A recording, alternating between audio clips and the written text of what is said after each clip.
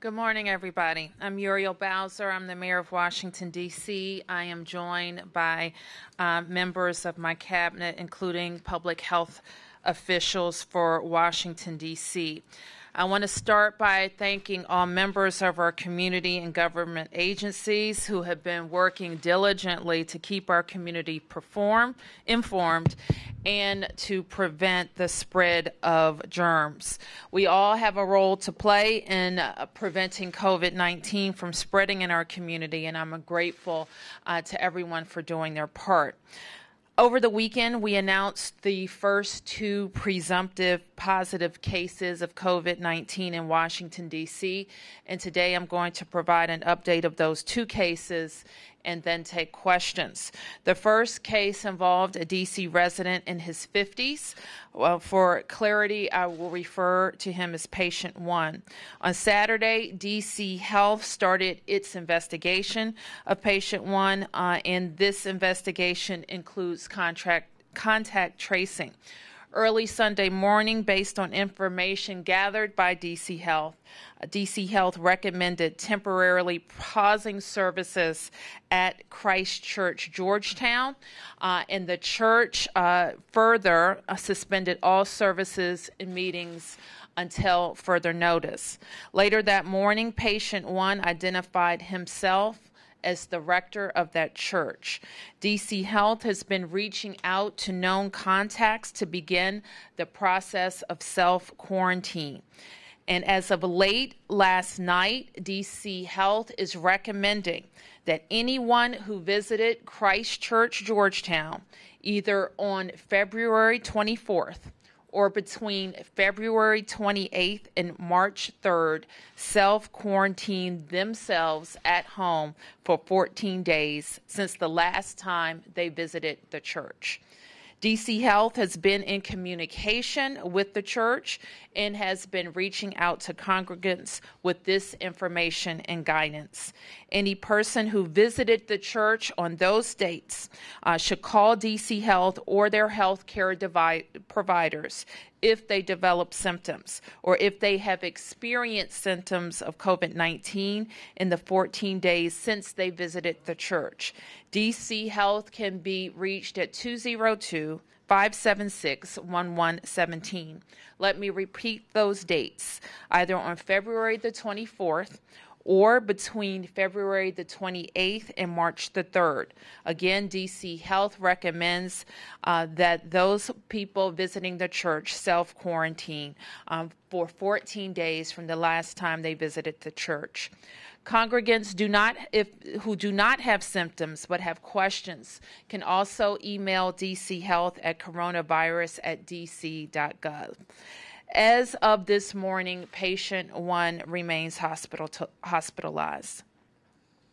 The second confirmed case involves an individual who traveled to the United States on Saturday, March 8th. D.C. Health was notified by the state of Maryland of an individual who stayed in Washington, D.C. before presenting himself to a Maryland hospital for care. There, he tested positive for COVID-19. Because the individual, known as patient 2, stayed in D.C. for one night when he arrived in the country, the CDC classifies this case as a D.C. case.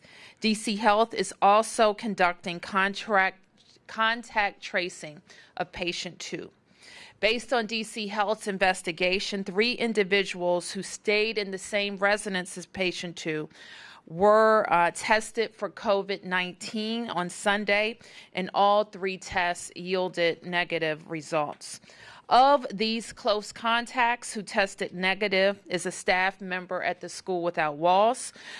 This staff member continues to be asymptomatic and is now following the CDC self-quarantine protocol.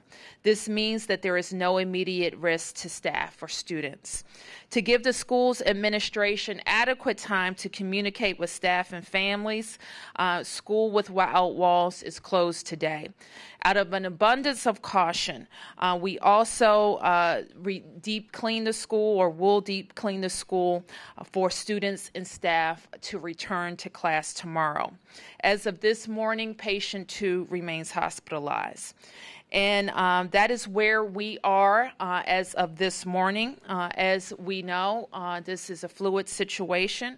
Our teams are planning continuously to make sure that we are serving D.C. residents, keeping D.C. residents safe, and following the science. I want to add that we continue to ask residents to stay at home if they're sick, to call ahead to a healthcare provider if they develop symptoms of COVID-19, which include fever, cough, and shortness of breath.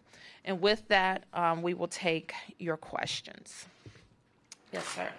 Mayor Bowser, is your expectation, the professionals' expectation, that this thing is just going to mushroom? Like already 2 other schools have announced they're closed today.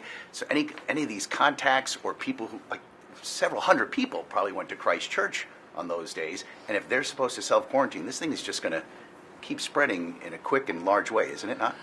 Well, we see what's happening across the country, and certainly we want to put our city in the best position to respond and to care for people who have been exposed, and to make the best decisions we can for our students and staff and all the staff of D.C. government. Yes. Excuse me, Mayor Brown, I was just kind of curious in terms of the recommendation, self-quarantine. Is it a CDC recommendation, or is it a Department of Health recommendation? To self-quarantine for the members of Christ Church. Let me turn to our doctors at DC Health, Dr. Todd Walker.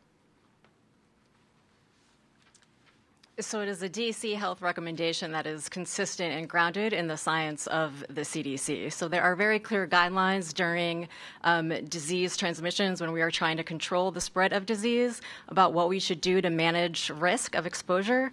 Throughout the contact investigation, when we are identifying people and places who are exposed to positive cases, we collect information to get a sense of what that exposure risk is really like. So throughout our investigation, we determined a certain level of risk for these contacts of our case, which is medium risk. And there are very clear guidelines as to what the strategies for managing that risk are for that category of risk. So that is what we're following. That is the instruction that was given to the church members. Can we clarify, is that anyone who visited the church, whether they're feeling ill or fine, anyone should self-quarantine for 2 weeks? For those dates, yes. So that is when we have identified the February 24th, February 28th to March 3rd.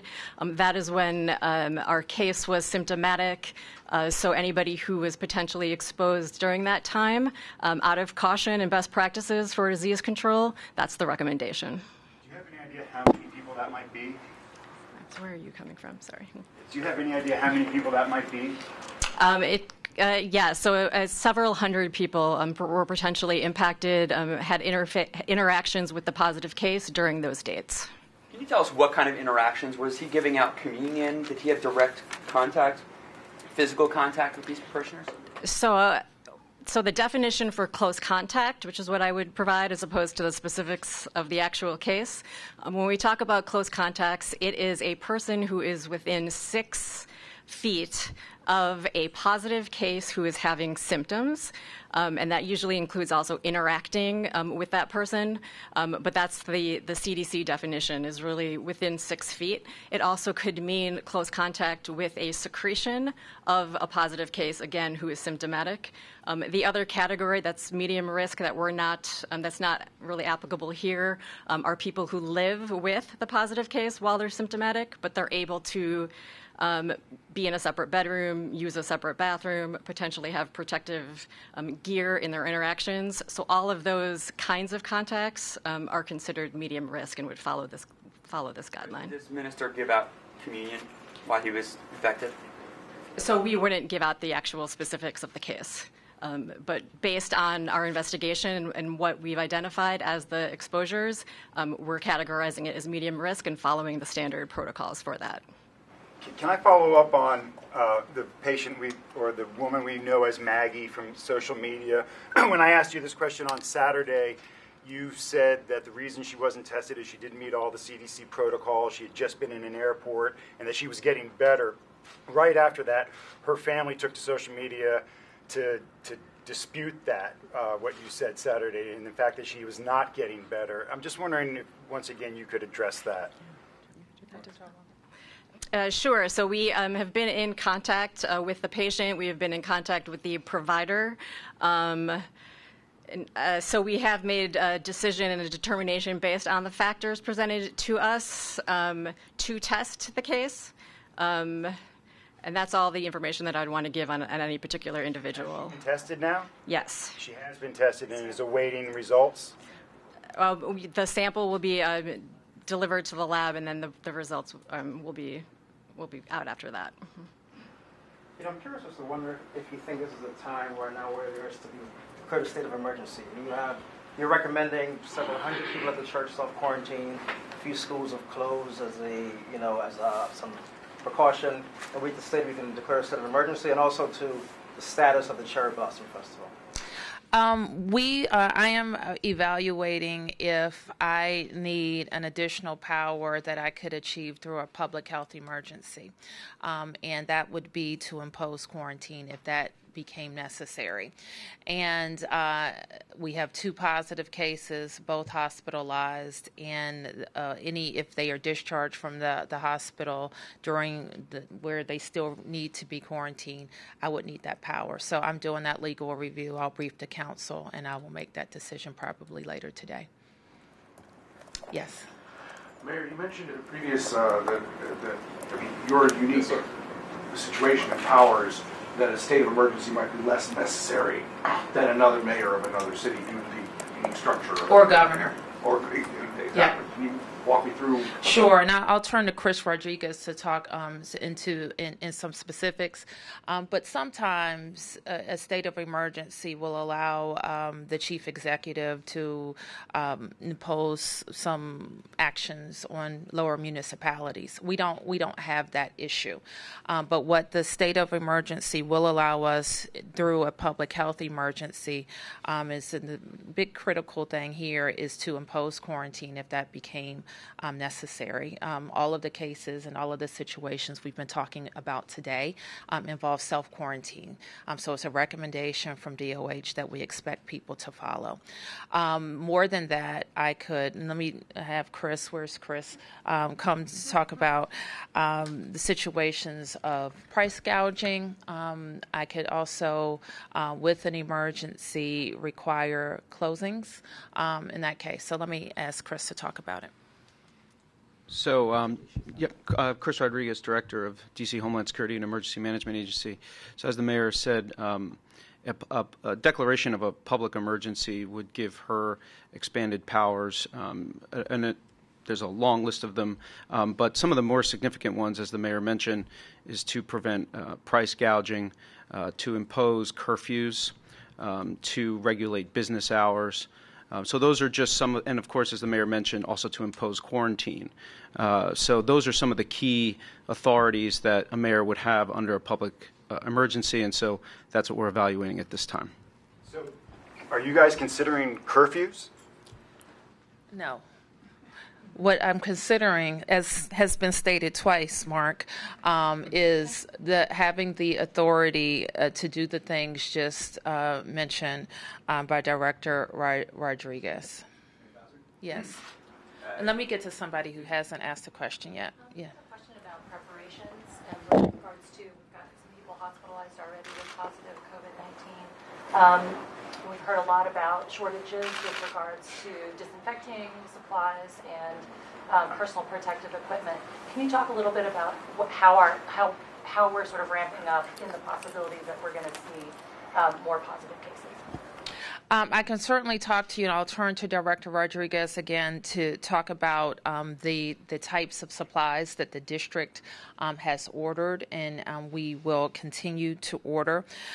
We have also, and we will not be talking about a location at this time, but we have also secured a lease in the case that we have to have a quarantine facility, and then we will, as I look through how we work with our private sector, because we know that there are a lot of people who are very concerned about disinfectants and the like, if we need to get involved in that.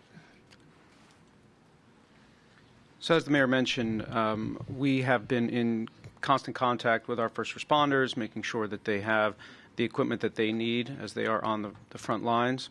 So far, since the mayor signed her order a little over a week ago, we have centralized procurement through the district's Emergency Operations Center to ensure that our first responders have a single point of contact to go to.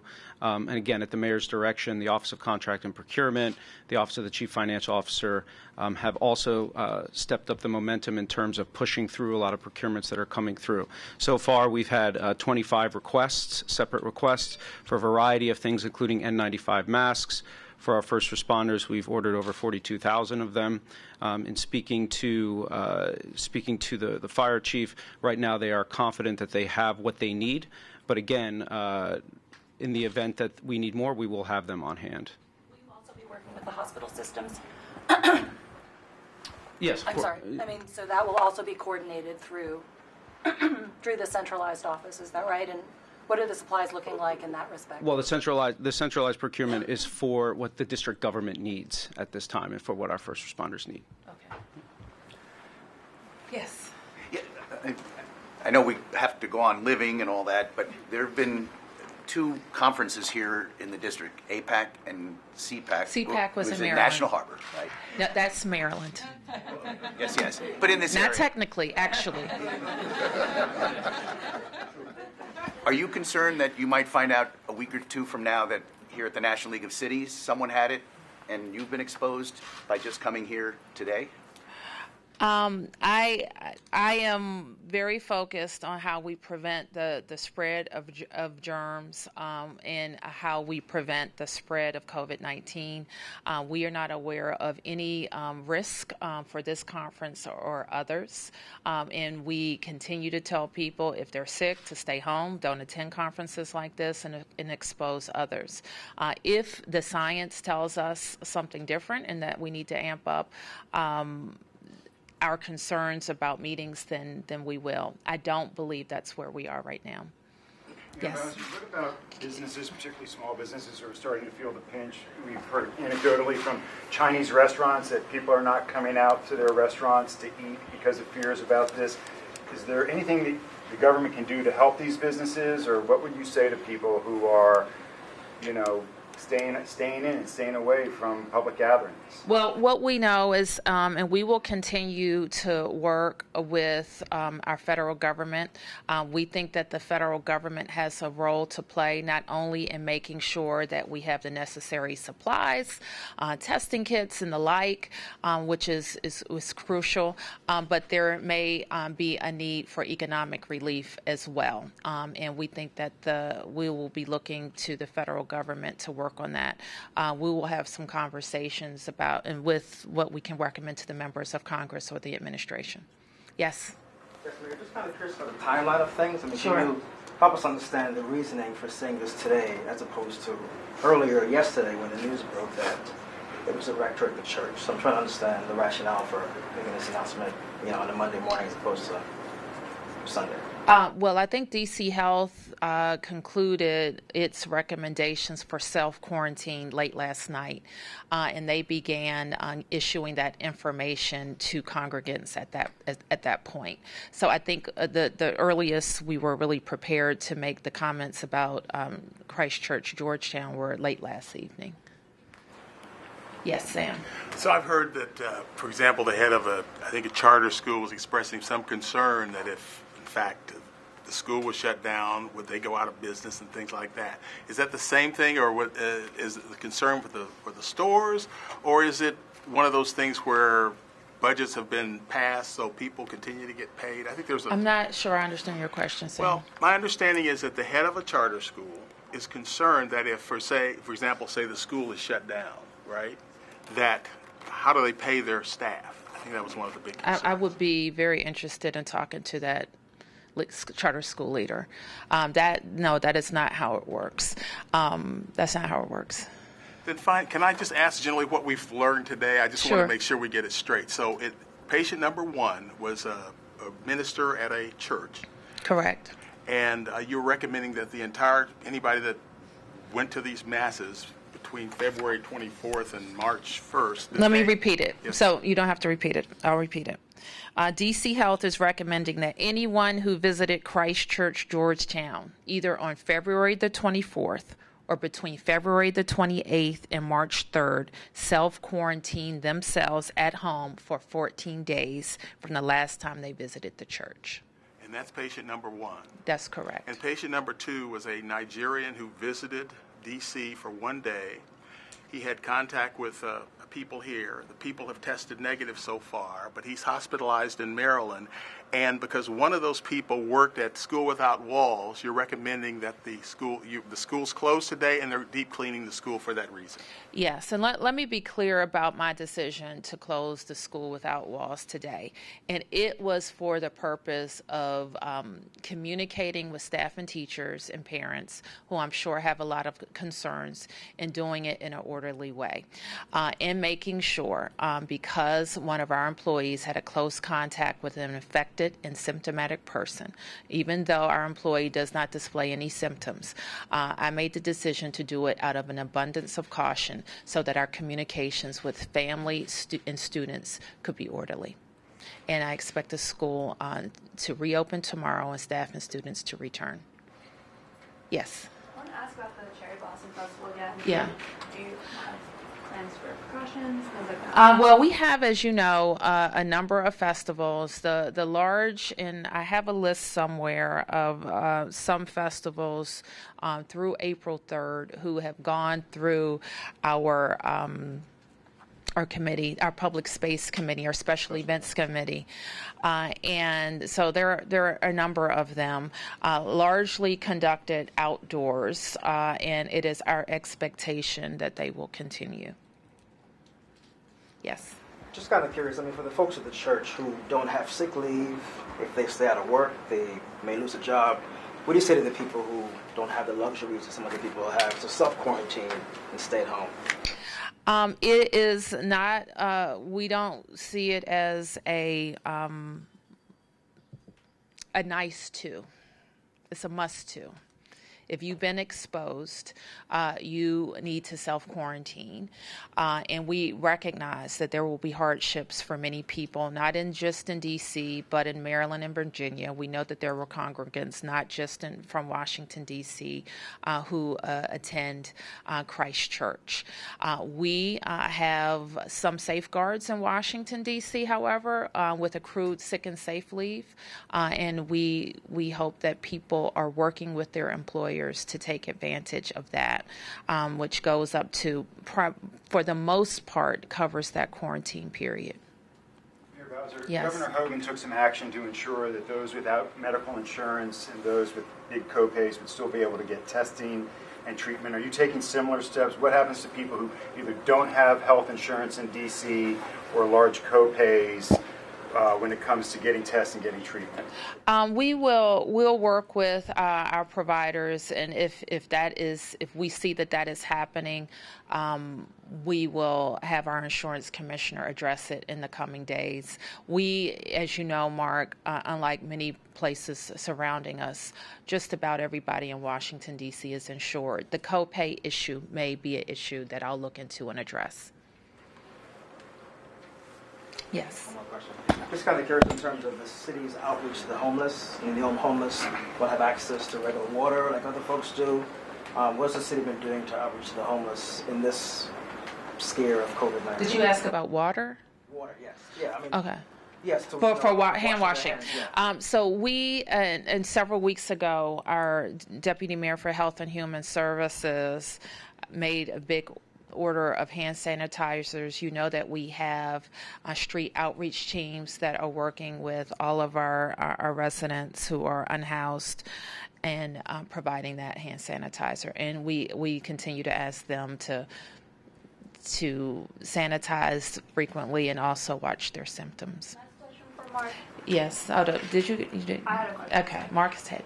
Go Go ahead. What kind of precautions are DC agencies taking? Like I was at the DMV this week, and there's hundreds of people there by 10 o'clock. So what kind of things are agencies like that taking? Let me ask the city administrator to talk about agency preparation. Sure. Thank you, Mayor.